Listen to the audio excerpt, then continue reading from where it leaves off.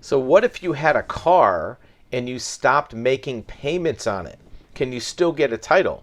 Well, technically, if you've stopped making payments on a vehicle, you're in default. That loan is in default. But what happens after that? Many times, as you probably have seen, if you're watching this video, the lender is going to bug you about payments for 2 or 3 or 4 or 5 months. They're going to hound you, call you, message you, send letters, nasty letters. But then at some point, it's going to slow down. It's going to stop. Then a couple months later, you might get some calls or contacts from a collection agency or some other company besides the lender. And that may go for a few months, and then that'll stop.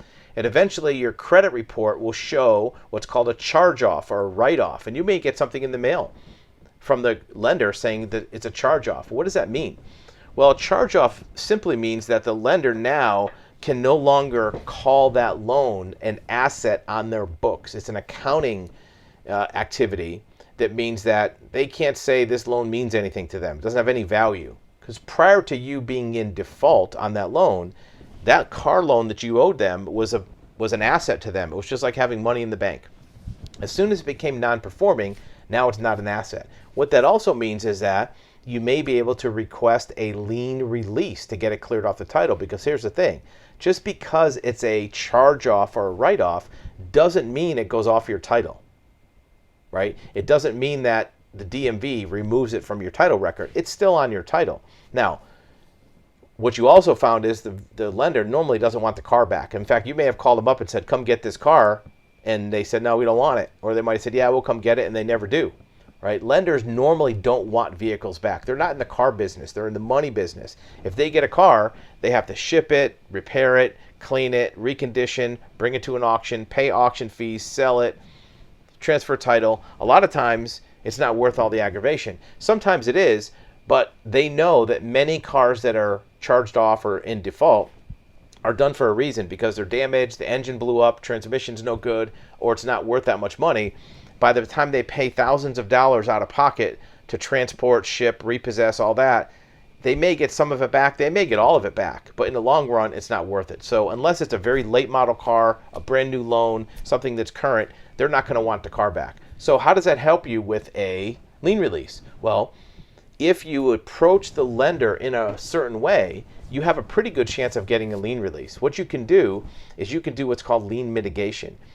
Instead of just calling up the lender and saying, give me a lien release, or emailing them, do it in writing. If you take the actual lien release document, which is an official government DMV form, print it out, fill it in with your vehicle information, VIN number, year, make, model, all the details, and put a little arrow sticker where they want them to sign, and mail it to the lien holder, somebody's going to receive it at the financial institution.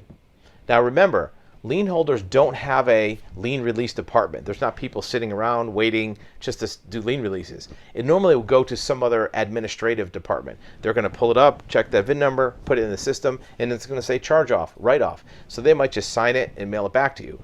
Make it very easy for them.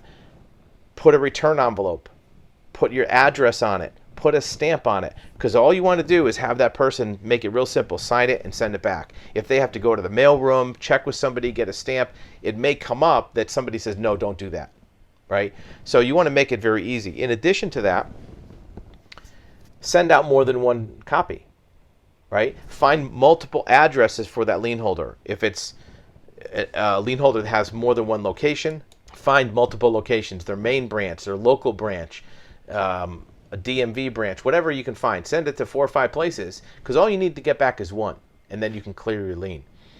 Most of the time, if you do it that way, and it's a non-performing loan, meaning it's a charge-off or a write-off, you'll get back a lien release. We get them all the time. In fact, this is one we received in the mail from one of our customers.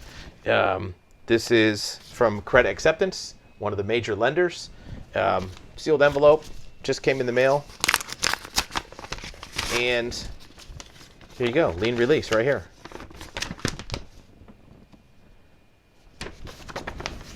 Statement of no interest, right? And that shows that that vehicle, this is a 2012 Chevrolet, has no more lien. So all the owner has to do is take this to the Department of Motor Vehicles, and it clears their loan. So this is something that is a very valid method of getting a lien release. The lender doesn't have to do it, but if you play your cards right, many times you can get it done. And for more information, check out our website. It'll give you all the instructions on how to do this. We do that all the time. We send out many, many of these. But if you haven't been paying your loan for a while, this is a way that you might be able to get a clear title. So now you can sell the vehicle and you can not have to worry about it bogging down and clogging up your driveway.